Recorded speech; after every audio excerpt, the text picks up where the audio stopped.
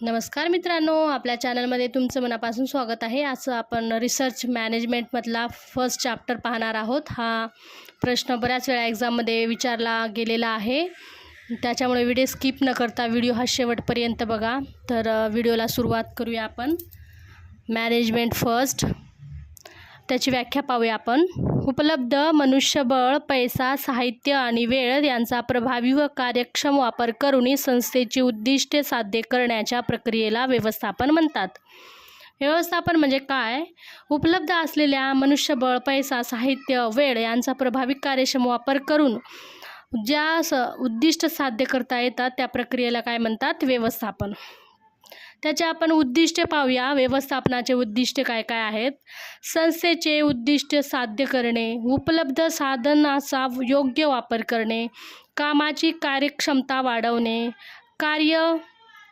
कर्मचाऱ्यांमध्ये समन्वय निर्माण करणे, दर्जेदार सेवा प्रदान करणे, वेळ व खर्चाची बचत करणे, असे त्याचे उद्दिष्टे आहे। आपण त्याचे वैशिष्ट्ये पाहूया व्यवस्थापनाचे।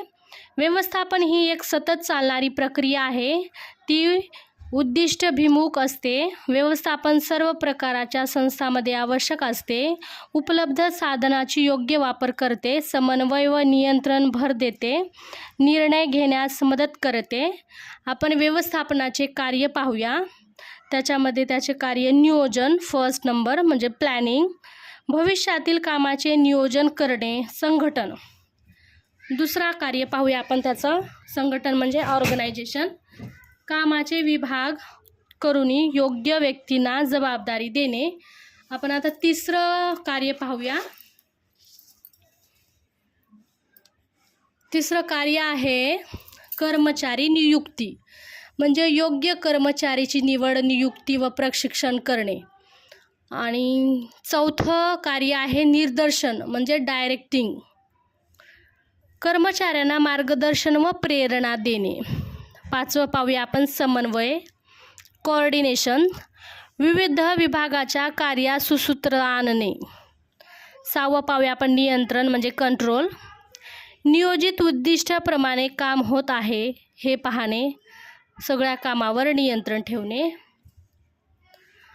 सातवा पाहूया आपण त्याचे मूल्यांकन, इव्हॅल्युएशन, कामाच्या परिणामाचा परीक्षण करणे। आता नर्सिंग व्यवस्थापनाचे महत्त्व पाहू आपण।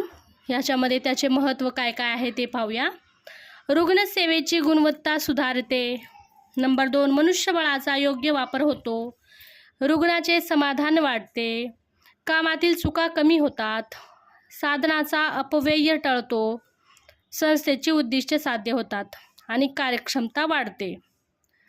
तर असे आपण त्याचे आता व्याख्या पाहिली, त्याच्यानंतर त्याचे उद्दिष्टे पाहिले आपण, व्यवस्थापनाचे उद्दिष्टे पाहिले, व्यवस्थापनाचे कार्य, त्याच्या कार्यामध्ये नियोजन, संघटन झाल्यानंतर कर्मचारी नियुक्ती, निर्देशन, समन्वय, नियंत्रण, मूल्यांकन आणि नर्सिंग व्यवस्थापनातील महत्त्व पाहिले आपण।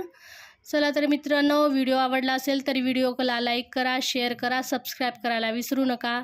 तुमच्यासाठी मी रिसर्च मॅनेजमेंटमधले अनेक इम्पॉर्टंट प्रश्न घेऊन येणार आहे। चला तर भेटूया आपण नेक्स्ट व्हिडिओमध्ये। Bye bye.